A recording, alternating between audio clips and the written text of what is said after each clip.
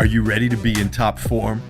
You're about to enjoy and be transformed by some killer life and business hacks that we've designed to improve everything from your marketing and management to your fitness, health, lifestyle, and even your travel. You're going to be looking good. Come and get it.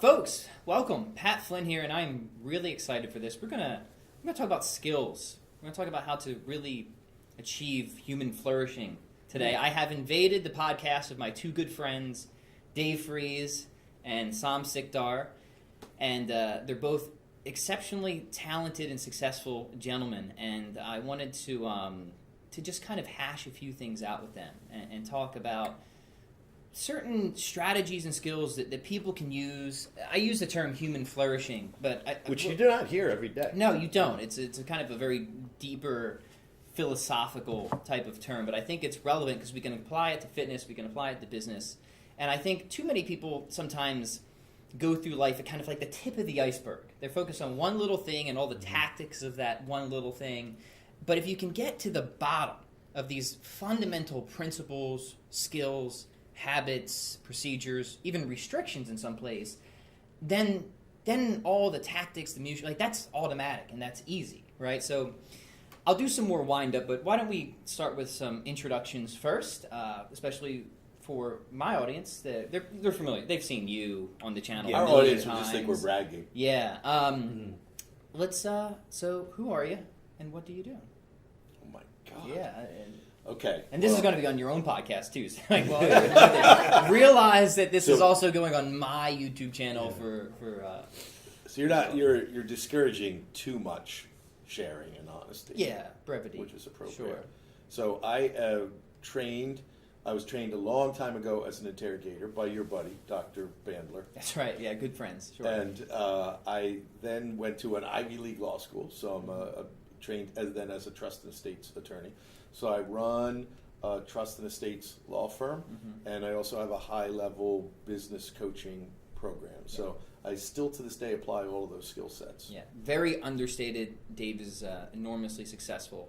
Very witty gentleman, as I'm sure you'll I like to think realize. of myself that way, actually. Now, well, if you've listened to the podcast, you probably already know a good amount about Sam, but let's do a quick recap of... I should have said, by the way, I'm a student of Master Somnath. That's right. Yeah. So martial arts instructor for a long, long time, and now run a couple small to medium to large martial arts studios in Pennsylvania. And we also run something called the Discovery Group, which is a mentorship mastermind type of program for other martial arts school owners. Good. So generalists, all of you, and we'll get into that. Let me start with a little bit of wind up for this discussion. I think it will help us frame it a little bit. So I have this book coming out. About a year from last month, this book will be out. And I make an argument for generalism coming through the argument for freedom. But I kind of separate freedom out into two different definitions. And I think it's important to understand that there are two different definitions of freedom if you really want to... I don't want to keep using the term human flourishing. It's a little cliche. But if you really want to be if you want to be happy in life, fundamentally, that's what we're getting at. This is happiness, which transcends success. So it's success is on the way to happiness. It can be, but it is not happiness in itself. So the two definitions of freedom that I make is there is freedom of indifference or autonomous self-direction, meaning I get to choose which way I want to go. You don't get to lord over me. Don't tread on me. This is the freedom that most of us in America say, this is a good freedom. We don't like tyrants, right? But then I go a little bit further and I say, that freedom is nice, it's important. I would certainly say that we want that type of freedom, all else equal. But it's only a necessary but not sufficient means for happiness and flourishing. What you need for that second part, for the true flourishing and happiness, is what's called freedom for excellence. And this sounds almost like a contradiction at first, because freedom for excellence would be choosing to actually live your life in a way that is somewhat unfree, where you would decide that you're going to live according to a certain set of restrictions. Restrictions that require discipline, habits, and practice, so that you develop the abilities to fully express yourself. This is where the flourishing comes in. So an example, if I want to be a great martial artist or a great guitarist, for example, I can't just choose to play the guitar however I want, right? I have to learn to sit down and practice in a very disciplined, restricted way, because if I want to have the freedom to play guitar at a high level, to truly express myself through guitar, then I have to make sure that I'm not just indifferent about my decisions. So the argument I ultimately make is that if you want to achieve a certain level of flourishing or happiness, you have to do that through freedom for excellence to achieve the certain level of the highest level of self-expression through all means. Since I define happiness, now without getting too technical terms, as the engagement in and enjoyment of a genuinely good activity. Does all that make sense, first off, how we've kind of started? It does. We have a mutual friend who says, I think the same thing in a slightly different way, which is discipline equals freedom. Yes, that's a much simpler way to say it. And you've offered to, grapple with Yeah, I'll fight him many times. But I think it's also missing a lot of other stuff, right? Yes, sure. A lot of other stuff. But that's the core, I guess, of what you're saying about that second type of freedom. That's right. It requires a restriction of freedoms to achieve the highest level of I think that worthwhile the freedom. key is recognizing the nature of the restriction. That's right. So tyranny is restriction from without. And the restrictions that you're saying that lead us to excellence are restrictions from within. That's so absolutely correct. The example would be tyranny, you have to eat bread and water because that's what we're going to provide for you. The restrictions from within that lead us to success, if the goal is leanness here, is I'm going to eat broccoli and chicken. That's right. So, excellent. Now what I want to ask to you, the discussion I want to have, and we can draw this out because this is just an interesting discussion in general, so we can stay on this topic if we want, and I'm always happy to glean some more ideas there. But to achieve this freedom for excellence, to really become happy, I believe there are certain principles, skills, and strategies that are at the bottom of that iceberg that everybody should establish, they should become competent at, that can either guide that process of freedom for excellence or are a part of the process itself. That's where I kind of wanted to go to. I have no idea where this will end up, by the way. But I figured between the three of us and really the two of you, we'll probably get something decent out of it. I think so. So do we want to spend a little bit more time? Because I think the idea of happiness is really important. And so many people, and I was very deliberate where I didn't want to just say success. Because I think people think those two things are synonymous. But they're not. So, and happiness at the same time is also very cliche. You have these books like The Happiness Project, which always just then define happiness as success and treats it right back. So being very clear that happiness is, for me, the engagement in and the enjoyment of a genuinely good activity. Where would you take that? I think that is going to be a fairly universal definition of happiness. I will say this, I can point to lots of people who have said, I want to be successful at X, they're super successful at X, and they're profoundly unhappy. So we know that the two aren't synonymous. To contrast that, the people who really think about it and they are good at an activity and they say, I want to spend more time doing that activity and doing it at a better and better level and being fully engaged in it and being like in a state of flow around it and watching and enjoying the things that happen for me and other people from that activity, they are defining a particular type of success that for them, when they achieve it, actually helps them to achieve happiness too. There's an overlap there. But notice what went on. This other person picked a thing. They wanted a certain amount of money. They wanted a certain lifestyle. Those things tend to be, like Sam says, externally focused on the thing, where the people who, when they achieve success, also achieve happiness. It's a very inner directed. It's something that, because we could be happy right now. Happiness, for most of us, this feeling that we get that has a little bit of like bliss minus Y, which is bliss operating in the real world. Most of those people have spent a little bit more time thinking about, like, what is it that makes me feel that way? and what are the kinds of activities that are going to, give me that feeling more often? And here's the other thing: the people that define success as being economic and thing, a lot of times, so we can see very wealthy people that share their wealth. They tend to be happier than people who make a lot of wealth but don't share it. That's right. But where you see real happiness is where people have gratitude for everything they get. They have a practice of gratitude, and they share that wealth in these really ways that profoundly help. And here's why I think we're built by certainly 50 to 100,000 years of evolution, possibly about 300 million, depending on how far back you want to think about this.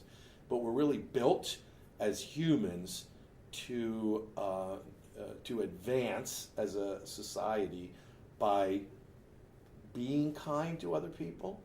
So there's this careful balance. You have to take care of yourself. Right. But we are built to advance by having gratitude and then sharing with other people. Sure. So I think that if you want success to equal happiness, spend a little bit more time thinking about how do I cultivate gratitude and how do I define success being something that we just know gives me that feeling that makes me happy. Well, you kind of answered it, but we also did jump over a part of the definition of happiness, which is, well, what is a genuinely good activity? Mm-hmm. And that's something that we shouldn't just assume, right? Did you have anything you wanted to add to that? Well, definition? yeah, again, playing off that, what comes from within and what comes from without is, and how humans are built, is we are built to find what we're looking for. Mm-hmm. And I think that's what you're talking about. And there's this cartoon where, one character is carrying a jar of happiness. And the other cartoon says, where did you get that? And the cartoon with the jar of happiness says, I made it myself. So one thing that we've talked about before is this idea of solving for happy. And you can pursue the external markers of success, but answering that question is, how are these means to make me happy? And looking for that in all ways and in all moments and asking yourself, what's going to make today great? What is going to make me happy? Rather than, well, what could go wrong today? Is asking yourselves the right questions and looking for happiness in the moment, but also in the subtleness of life, gives the opportunity for you to find it. Yeah. So I think we would all agree that happiness is a process then, not necessarily an event. Well, yes, but also, we can have it right now. Yes. And so I think we're saying the same thing. There's Well, is a that because trajectory we're of engaging in a happiness. good activity? Yeah, but Right. it's just noticing is that a lot of times if we set this trajectory and set this goal of happiness and pick these activities, we're still setting up barriers to happiness or conditions for our happiness. So searching for the ability to have happiness pretty much anytime we want, like if we begin to realize that we can have happiness anytime we want to, on demand, Right. no matter what is going on, that's a Yeah. pretty powerful realization to have. So here go some yoga teachers. And they seem to have They found seem the to secret be to happiness. ecstatic, They yeah. certainly do. So let's go down this hole a little bit more. Okay. I think it's really interesting, and if we get to the other stuff, great. But I think if we can really figure out Sure. happiness, then we'll have done people a good service. So going to genuinely good activity. Here's what I've come up with, and I'd be interested to get your thoughts. And I didn't come up with this. I borrowed this from philosophers from all ages, but it's the definition that I like best. And that is a genuinely good activity is any activity that is good in its effects, or at least morally neutral, right? So picking up this cup of coffee is not necessarily good for anybody, but it's not harming anybody. It's morally neutral. It's good in its intentions, meaning I'm intending it for it to be good. I'm doing it for good reasons. It's done in a good way, meaning I don't accidentally spill the coffee on your crotch. And even though it was supposed to be a good effect, and I was doing it for the right reasons, I still messed it up somehow and caused some pain or harm out of it. And it's done in clear conscience, meaning after all that is said and done, if I have any reservations in my heart or mind, whatever, then that sullies the whole project. And I think so long as those four criteria are met, we have a pretty good basis for then deciding what a genuinely good activity might be. and then from there orienting those activities into that framework of freedom for excellence. But I'd be interested to see if you guys would have any modifiers or additions to those. Well, Or just I'm going to jam offer on a it. modifier here. So, as long as those conditions are met, that, so to speak, like morally neutral, then if we add this sort of, chicken or egg argument is, if I'm doing an activity that makes me happy, it makes it a good activity. But if I'm happy when I'm doing an activity, it makes the activity better in itself, right? Sure. So, and is kind of enjoying, I'm a like enjoy the journey, enjoy the process type of person, right? So I can go into, training and, it's drudgery, right? It's monotonous. But if I'm happy to go into it and I'm enjoying the moment of it, then it's a great activity. That's right. But if you set yourself up as, man, I really don't want to do this today, then it reverts to that drudgery and monotony again. Yeah, that's an important distinction because the enjoyment of doesn't necessarily mean joy in the sense of the warm and fuzzies. Right. Right. There's a lot of things that I enjoy. Physical training, heavy squats, for example. I'm not feeling warm and fuzzy when I'm under the bar, so to speak. But that doesn't mean I'm not enjoying it. So again, like this is kind of the interesting thing with philosophical discussions. You can kind of break down every single term along the way. You kind of have to. But I think we can just work on the assumption that enjoyment doesn't necessarily mean an increase in serotonin. It's not pleasure. Exactly, It's not necessarily pleasurable. That's right. Right.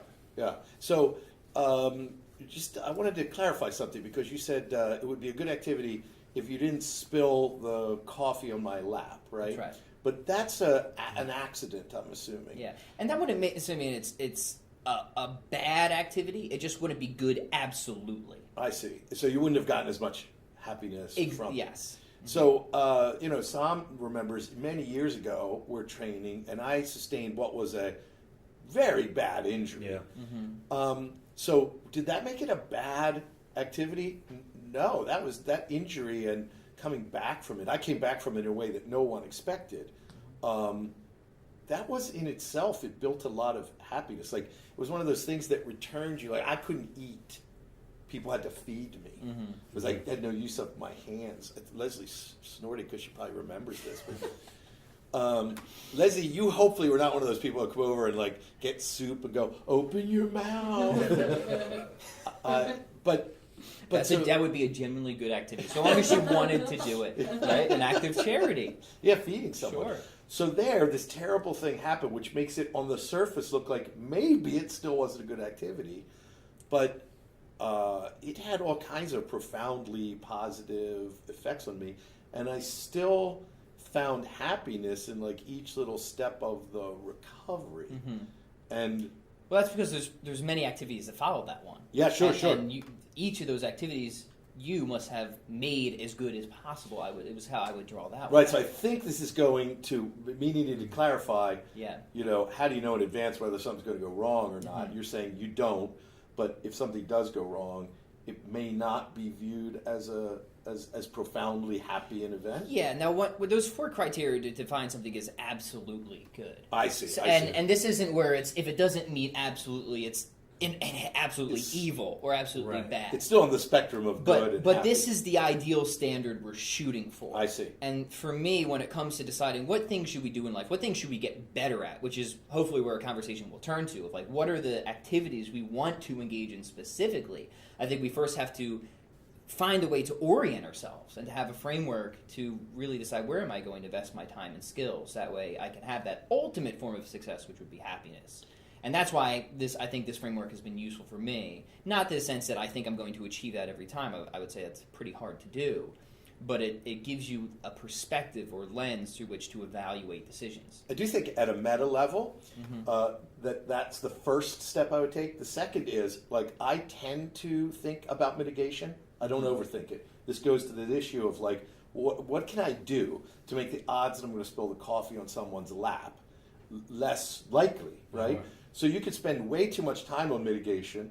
So I just have a quick mitigation practice I do, which is, before that, I say, okay, I've decided on this. It's going to be a happy exercise that has a high likelihood of success. what if it isn't? What's the downside? If the downside is catastrophic, it's a kind of a binary decision, which is it's a go or a no-go. If it's a go, I do still think about. So if it's a no-go, I'm not worried about mitigation. It's a no-go. Right. If it's a go, I do think at least briefly about mitigation. What are the things most likely to go wrong here? They wouldn't cause a catastrophe. What, if anything, at the start should I do to mitigate them? Because it makes the likelihood of happiness in it being, by your standards, a super, absolutely good event. Right. So I do think now that mitigation process is not binary. It's kind of on a spectrum. I could do a couple of things that are the most important ones that radically reduce the likelihood of the spill of the coffee, or I can go all the way out here and try to mitigate everything. But now I've made the project hard for myself and less right. fun. That's right. So I do have a couple of meta level skills that I think I go through when I'm thinking about how I'm going to put my time in, and what I'm going to do. One of the tests that we've talked about before, I think you've talked about it, is I sort of have this binary when people pitch me stuff now, because life is full, and when I do something, I'm giving up the chance to do something else. So it's either got to be, and this is Derek Sievers, I think, has reported by Ferris, it's either going to be a hell yeah, like I am doing this, or if it's not that, it's a no. Because I don't have time anymore, which is a tribute to you guys, by the way, that I'm here like happily. If it's not the hell yeah, I'm just not doing it anymore. So there is, it's weirdly, I used to think binary decision making was like primitive, and I now think binary decision making, at least in a certain setup, is like the highest level of decision making. Yeah, I like that. Well, yeah, I mean, I think there's a lot there, and it's having that sort of filter right away. And then there's something else that, Dave, you said there, is this idea of knowing how much you have to do to yield the best results. And I think that is a great tactic for happiness, is knowing, well, if I mitigate, the first top 20% of risk, I'm not entering the realm of diminishing returns. Right. And that's how we get more enjoyment, is if we go too far with trying to make it the best, then it's counterproductive. Is we need to go just far enough. All we need is these 4 simple rules. We don't need to think about umpteenth contingencies to make this perfect. We don't need to think of so many scenarios. Is it yes? Is it no? Is it maybe? Is it 51% yes? Is it 49% no? It's either a hell yeah or a hell no. Yeah. And then you can go from there and then say, okay, it is a hell yeah. What is the 5%, 10%, 20% that I need to do to ensure that this will be 80, 90, 95% a great experience, a great activity, and then go do it. Another test, by the way, that Sam and I have experimented with, I think, is if somebody pitches us something, we rate it on the scale of 1 to 10, but you can't use 7. Right. So it forces you to push it to an 8, 9, or 10, where it's pretty much by definition going to be a hell yeah. Or if it's like 7, no, it has to go to the 6 then, or you have to have a reason why you're going to push it to 8. So just 2 little tactical tools. So in that hierarchy that you have talked about, we've talked about some meta level decision making, like using binary thinking, and this is a little tactical thing that allows you to apply that bigger picture. Level and then we have another piece on top of that, depending on whether it's for you or if it's for someone else. You would frame it either way. But for us, where we're trying to filter out as much as possible, rated on a scale of 1 to 10, you can't use 7. Let's say I say 6. Why didn't you choose a higher number? And that forces me down. Okay, so let's bring it back a little bit and maybe apply some context, because I think a lot of people will start something because they think it will make them happy. And it does have the potential to make them happy, but they don't think it through in the level that we've kind of been discussing. So let's take the example of fitness, right? Can fitness produce happiness? Well, yeah, I would say that it can, right? Is fitness a good activity in itself? Certainly, improving health is a good activity. I don't think many people would argue about that. At very least, it's morally neutral. But, and I think this is the part where people will mess this up and why they don't always find happiness and fitness is they don't always do it with the right intentions. They might do it for very egotistical or narcissistical reasons. Narcissistical. I like it. That's Yeah. narcissistical. Yeah, that's a good one. It sounds better than narcissistic. It does. It does. Narcissistical reasons. Or maybe they're doing it from disordered reasons, compulsive reasons, right? So you have to look at what are the intentions. Number 3, is it done in a good way? Well, you could really hurt yourself, right? Mm-hmm. But then you could respond to that injury in a very positive way. So it doesn't mean that even if you mess up one activity and it is absolutely good, it doesn't mean that happiness is solely for life, right? And then, before conscience, however that might play into it, you could draw up some scenarios there. So I think this is, again, a useful framework in the sense that fitness definitely has the potential to make you happy. Well, why doesn't it? You can go through this and you can think, well, maybe I didn't go into this with the right intentions. Maybe it was for narcissistical reasons or things like that. Same thing for business, right? Is business a bad thing? Can it make you happy? Well, so we all know people who go into a noble goal of fitness, haven't thought it all out, get addicted to the feeling it gives them in the moment, and then they run every weekend. They enter a new race every weekend. So they are actually more likely to get hurt because they're now specializing rather than generally benefiting their fitness. And they may be ignoring their family, not going to their kids' games, not taking somebody to a music lesson.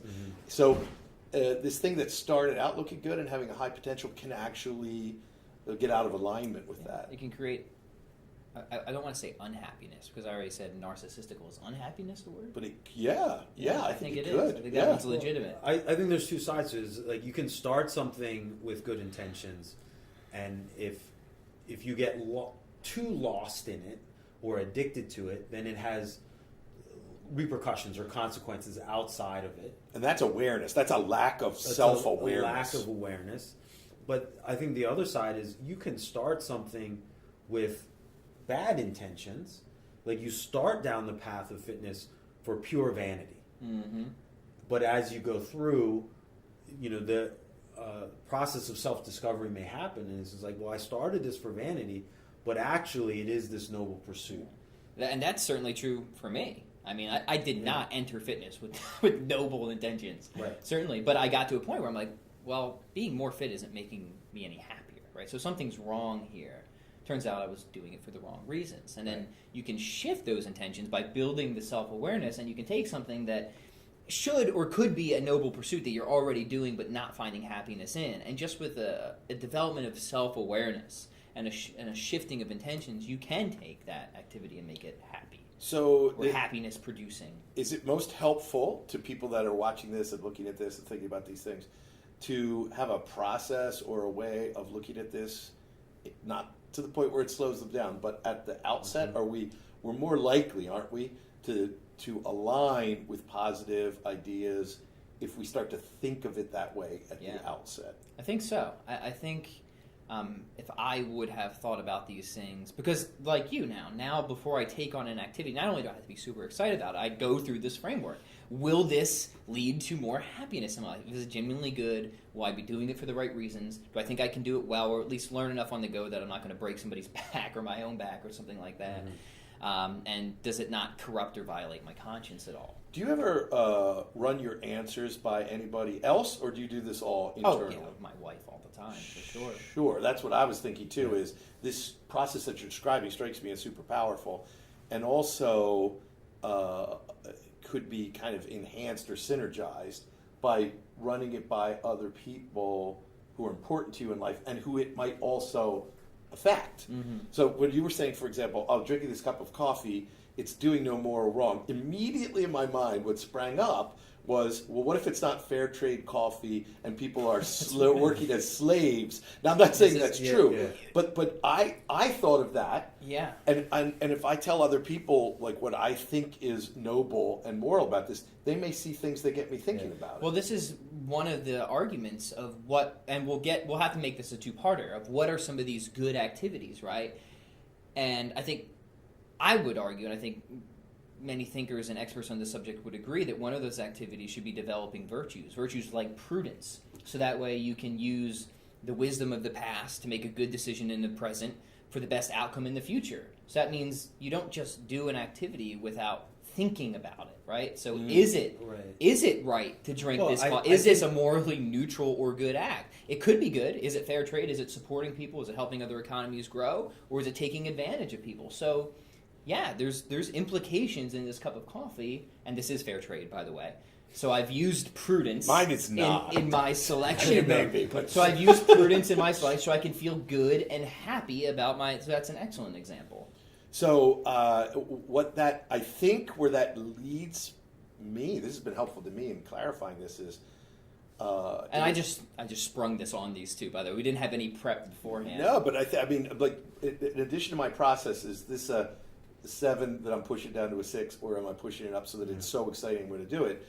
Then the other thing, having decided I might do it, if I ran it then through your process and then shared that with other people that it might affect, has that slowed me down?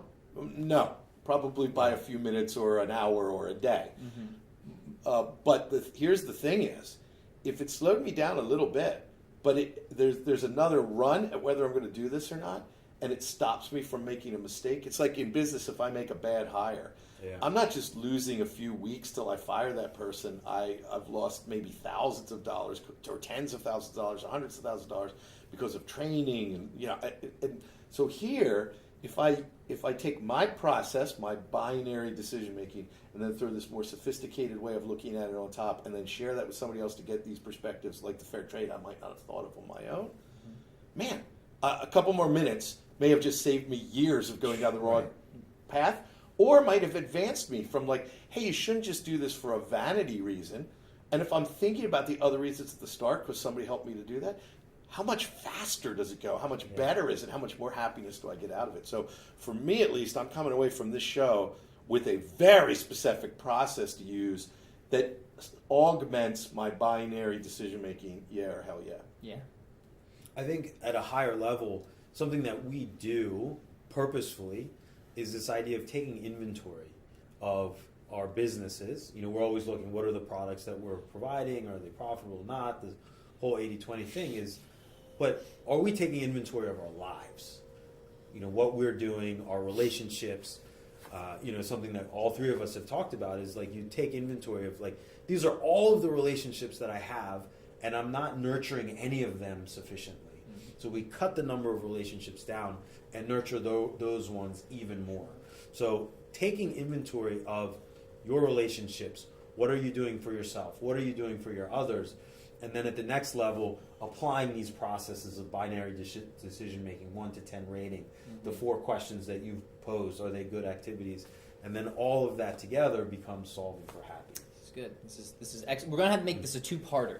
But I think next time we can maybe dive into what some of these genuinely good activities might be. You hinted at relationships. I think friendship is one that is highly understated, or it's one of those things that we tend to forgo in pursuit of other things we think will get us happiness, when really happiness is strongly found in good friendships. So it's hinting at what might be coming up. Can I just add one more before we go? Yeah, please. So these things are a very meta-level way of thinking about happiness, right? Mm-hmm. And that I think will be pretty useful. And then the good old OODA loop is something that doesn't get applied. Once we make our binary decision, we run it through this filter, we ask other people. Now we're probably way more likely to be on a path of happiness and enjoying it as we go. But is it what we thought it was going to be? So looking at it periodically, and this would be helpful with family relationships, with friendships, with physical training, all of these things. Am I getting out of this what I thought I was going to? Do I feel happy even when I'm when I'm doing a squat? Is it still making me happy even though it may not be pleasurable in the moment? And if it isn't, should I stop? Because why should I keep going with something that's no? Or are there little tweaks that will return me to the path of happiness within it? So re-examining, observing, orienting, deciding, and then acting in a new way. Colonel Boyd, thank you, thank you, Colonel Boyd and Dr. Bandler. Dedicating ourselves at the outset to periodically examining this, and in my experience, it's going to sound very mechanical. So we went from the meta level of how we do this to a strategy of applying the OODA loop to a tactic of making that happen by putting it in my calendar actually to do that, to look at that. And this is going to sound weird, but even with friendships, I have a practice of periodically reaching out to people at unexpected times with just a little message. I get off of that sometimes, so I actually put it in my calendar so that if I haven't done it on my own, consciously or unconsciously in the last few weeks, I'm going to do it. Great. Awesome. Well, Thank you. thank you both. Appreciate it. Thanks for letting me invade the show. We've opened the door to a very interesting conversation. So we will continue this. We'll continue next time. Thanks.